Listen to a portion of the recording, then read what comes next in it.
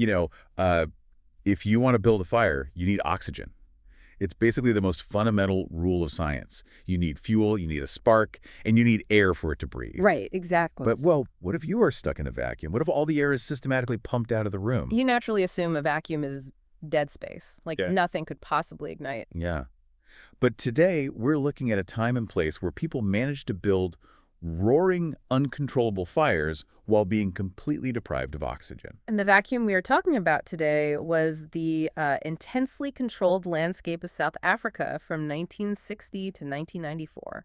Welcome to our deep dive. We have an incredible stack of historical research and primary sources today, and our mission is to explore how, in a society defined by extreme division and absolute state control, theater was not just a Friday night out for you. Right. It wasn't just entertainment. It became a literal survival tool. It was a political weapon, and it was a fiercely guarded space to forge human identity. And we should definitely clarify for you right at the start. The historical context we are examining today involves intense political and racial divides. You know, the era of apartheid. Very intense. Yeah. So our goal today isn't to take modern political sides or litigate the past, but to impartially unpack the factual history exactly as it is presented in our sources. We want to examine how these specific historical events practically shaped artistic expression. Exactly. We're just looking at the mechanics of how art survives oppression. Because this research sets up a core premise right away. And it challenges that classic Shakespearean idea that theater simply holds a mirror up to nature. Like it's just reflecting what is already there. Right. Yes. Oh. In this specific crucible, theater did far more than reflect.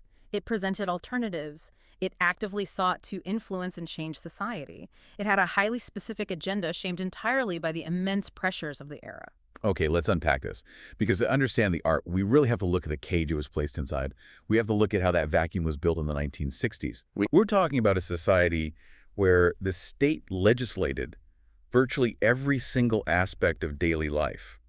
And it's one thing to read a list of laws, but it's another to think about how they actually function on the ground for an artist. The sheer volume of restrictive legislation is just overwhelming. I mean, you have the Population Registration Act of 1950 legally classifying every human being by race. Wow. And then the Group Areas Act mandating forced removals and dictating exactly where you could live based on that classification. Right, and let's stop and think about the mechanics of that for a theater company. Imagine trying to cast a play or just schedule a rehearsal when it is legally mandated that your lead actor, your director, and your stage manager are not allowed to live in the same neighborhood. Exactly. Or even travel freely through certain areas without state permission because of the past laws. It creates an almost impossible logistical hurdle before anyone even steps onto a stage. And it didn't stop at geography either. The Separate Amenities Act enforced the strict segregation of all public facilities. And crucially for the development of thought and art, the Bantu Education Act severely limited the educational opportunities available to the black population. So it's not like trying to paint a masterpiece in a straitjacket. It's more like trying to play a game of chess where the state is constantly changing the rules, removing your pieces, and making it legally impossible for half your team to even look at the board. That is exactly what the landscape looked like. And it wasn't just a matter of bureaucratic red tape, you know. This was enforced by a highly militarized police state. Right. The government maintained control through the Suppression of Communism Act, which essentially became a blanket tool to ban any political opposition. And then the Terrorism Act allowed for detention without trial. Which is terrifying. It was, meaning people could simply disappear. Especially after the 1960 Sharpeville massacre, the state really clamped down. Which brings me to a massive point of confusion I had while going through these sources.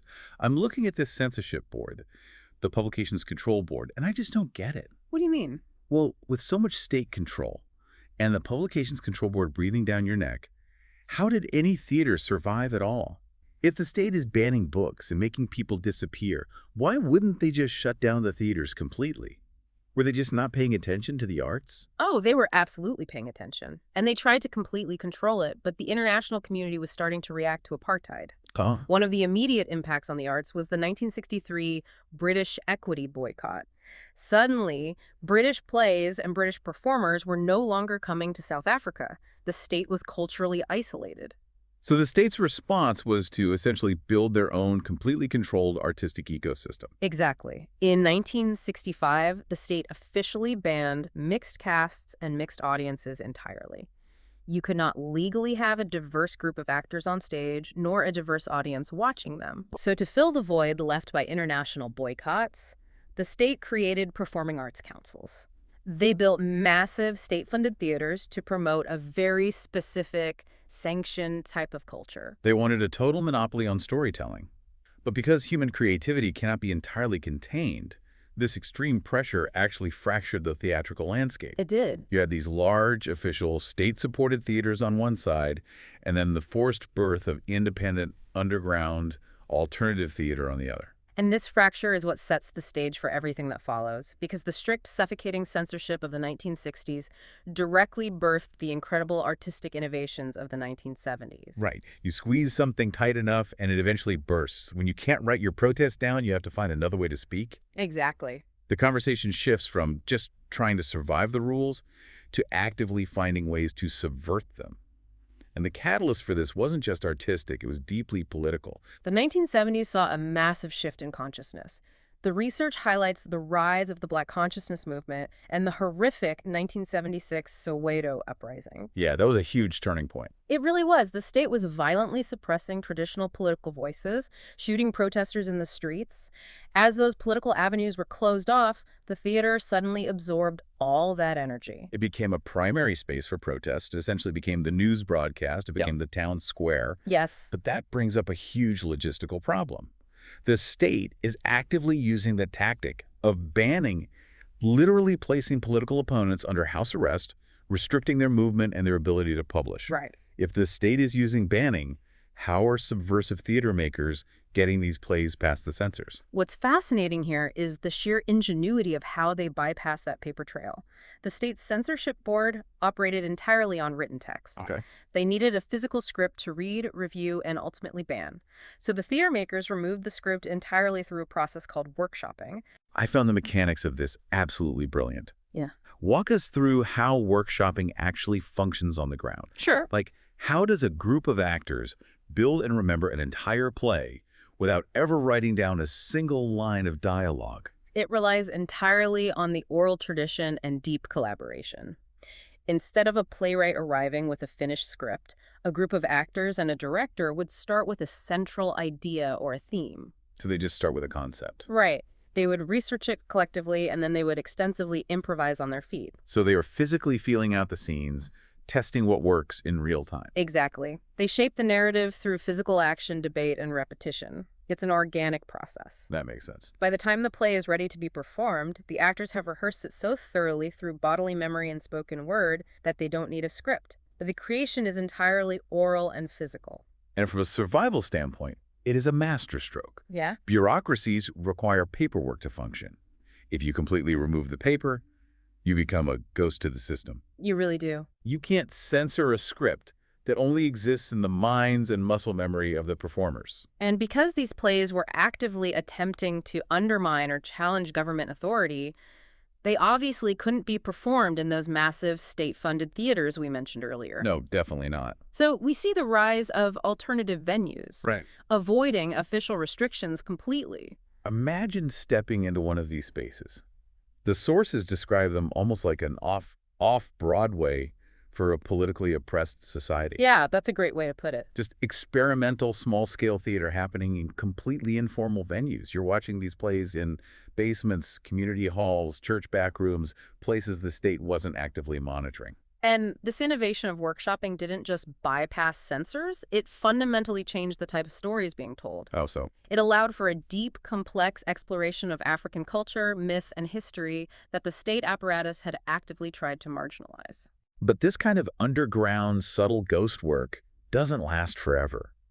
As we move into the 1980s, the environment changes drastically, and so the art has to change with it. It escalates. It really does. The political situation escalates from simmering tension into outright bloody violence.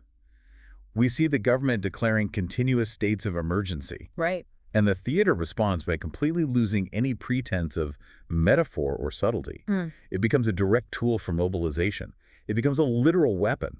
The 1980s was an era of profound, overt repression, and the theater aligned directly and unapologetically with the resistance movements. It's incredible to read about. It became highly categorized based on very specific agendas. We see a massive surge in agitational propaganda designed to incite direct political action. Our sources break down several distinct types of this agenda-driven theater. First, you have theater of resistance and protest theater. This was broad, aimed directly at opposing injustice, raising awareness, and encouraging immediate change. And the staging for this was completely stripped down, right? Yes, it heavily utilized the concepts of poor theater. Now, that doesn't just mean a lack of funding, though that was certainly true. Right. Poor theater is a deliberate stylistic choice. It strips away elaborate sets, lighting, and costumes.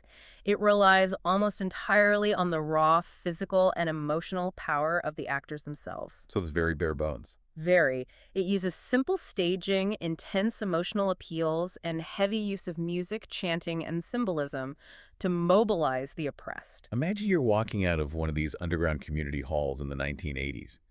You've just watched 3 actors on a bare stage completely dismantle the logic of the regime using nothing but their voices and their bodies. And we'd be power. You would be absolutely galvanized. And that energy bled directly into the labor movement because one of the most remarkable developments of this era was workers' theater. Yes, workers' theater is a fascinating aspect of this.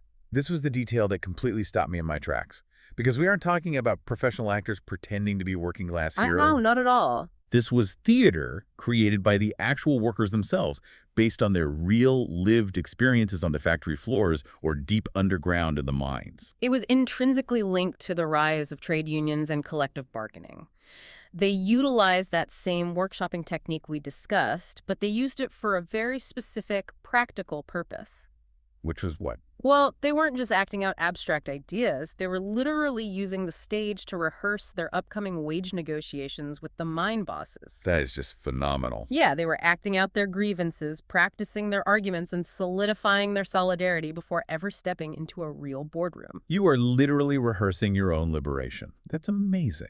Right. And alongside that highly specific labor focus, you had broader movements like community theater and satirical review. Right. The text contrasts the two nicely. Community theater was deeply grassroots. It focused heavily on education, development, and empowerment within a highly localized area. Building from the ground up.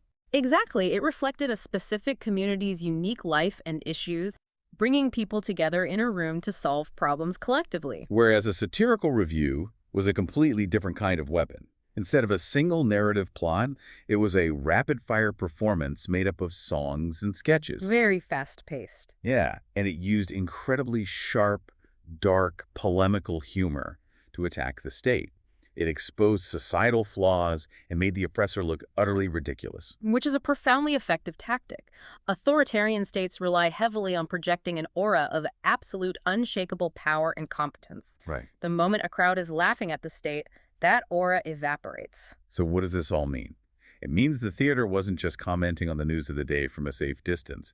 It was an active participant trying to dictate the news. It was right in the middle of it. It was organizing unions, educating marginalized communities, and making the authoritarian state a laughingstock. But we also have to look closely at the people actually creating and experiencing this art, because the resistance wasn't just one monolithic, unified entity. No, it was very fragmented. It was highly complex, refracted through the legally enforced identities of the population. Remember, under apartheid, your identity, your race, culture, class was deeply tied to your legal rights and political standing. And the theater played a major role in both shaping and questioning those legally mandated identities. Every single group was using the stage to ask, who are we, really, outside of the boxes the government has violently forced us into? Our research gives us a really nuanced breakdown of how different groups utilize the stage to navigate this. Let's go through them. Well, for Black identity, theater was heavily influenced by Black consciousness and the concept of negritude, a deep awareness and celebration of Black identity, culture, and heritage that had been suppressed. Right, focusing on dignity. Yes, the focus on stage was fiercely dedicated to restoring dignity, self-reliance, and pride. But then you look at Africans' identity, and the trajectory is completely different. It is. Early on, Africans' theater leaned heavily toward cultural nationalism. It largely supported the state's narrative. But as time went on and the brutality of the regime became impossible to ignore, It evolved. It became much more critical. Yeah, developing into problem dramas that deeply questioned the morality of the system that Africans' culture had built. You also had vibrant theater exploring colored and Indian identities. What were their focuses? Colored theater often focused intensely on the specific, localized struggles of community life, language, and the trauma of displacement. From forced removals. Right, under the Group Areas Act. And Indian theater drew on a very strong, rich tradition of performance, notably utilizing strong traditions of humor to combat issues. Like xenophobia, right? Exactly, targeting not just the state, but also local hostilities and prejudices against outsiders within their own communities. Lastly, English South African theater had its own unique journey. It initially started by just mimicking British theater, heavily influenced by old colonial ties. Just copying what they knew. Yeah. But as the country burned in the 80s, it shifted entirely to questioning local belonging. It used the stage to ask, what does it actually mean to be English-speaking, but rooted in Africa during this unprecedented turmoil? It's a profound amount of self-reflection happening under immense pressure. It is. And then, here's where it gets really interesting. We hit the early 1990s. Yes. And the entire paradigm, the whole vacuum we've been talking about, shifts almost overnight. The transformation from 1990 to 1994 is seismic. After decades of violence and pressure, political organizations are suddenly unbanned. It's hard to imagine that whiplash. Nelson Mandela is released from prison after 27 years. The intense negotiations for a new democratic country begin, ultimately culminating in the historic 1994 elections. So the cage is suddenly unlocked. The straitjacket is unbuckled. The vacuum is entirely flooded with oxygen. But wait, what happens to the fire? If we connect this to the bigger picture, it raises a profound psychological and artistic question. What happens to protest art when the protest is actually won? It must have been absolute artistic whiplash for these creators. You spend 30 years training to be a warrior, honing your art as a weapon to tear down a regime, and suddenly, overnight, you are asked to be an architect. That is exactly what happened. Our sources note a massive, sharp decline in protest theater during this period. Because it wasn't needed in the same way. Right. You no longer needed to hide from the publication's control board. You didn't need to use workshopping just to evade censors or hold performances in secret basements. The enemy was gone. Yes. And so the focus of the theater had to shift immediately. The agenda changed from tearing down an oppressive regime to the incredibly delicate, complex work of reconciliation. A completely different skill set. Totally. Theater became a space for nation building, for healing trauma, and for trying to find a shared multicultural identity in a country that had been violently divided for generations. The purpose of the art had to be entirely reinvented. It really is an unbelievable historical journey. We've explored how an art form navigated the brutal, suffocating legislation of the 1960s. We did. We saw how it innovated and literally thought on its feet with workshopping in the 70s to become a ghost to the censors. Right. We saw it mobilize the masses, organize literal labor unions, and openly mock authority in the 80s, only to have to completely, radically reinvent its core purpose in the 90s. And this history matters to you today because it proves something absolutely vital about human resilience. It proves that human creativity and the desire to communicate cannot be legislated out of existence. That's a great point. We often think of capital purely in economic terms, wealth used for investment, but this deep dive shows us that there is an immense cultural capital. A profound political power. Exactly, in the simple act of people sharing a story in a room. You cannot bankrupt a people's ability to tell a story. They will always find a way to speak. This raises an important question, though, when we look at our modern world. Oh, absolutely. Thinking about how they bypass censorship really sparked a thought for me. What is it? Well, the research heavily emphasized that workshopping thrived precisely because of its oral, unscripted nature. It successfully bypassed a paper-obsessed censorship board. Because there was nothing to read. Right. But think about the world you and I live in today. We live in a hyper-digital reality where almost every spoken word, every improvised thought, every location we visit is recorded, tracked, and stored on a server somewhere. That's a scary thought. The paper trail hasn't disappeared. It has become digital, and it is infinite. Right. So how would a modern, marginalized group invent their own version of workshopping? If the oppressor isn't looking for a physical script in a filing cabinet anymore, but is instead scanning real-time audio and keywords on your smartphone. Right. How do you create subversive, uncensorable art when the whole world is always listening? Exactly. How do you build that fire when the vacuum is now made entirely of data? That is a really tough question. It's a heavy, fascinating thought to mull over the next time you think about the trail of digital breadcrumbs we all leave behind every single day. Definitely something to explore on your own. The artists of South Africa found a way to breathe and create when the air was literally sucked out of the room. In our increasingly surveilled world, we might need to figure out exactly how to do the same. We just might. Thank you so much for exploring this incredible history with us today. Keep questioning the world around you, keep digging deep, and we will catch you on the next deep dive.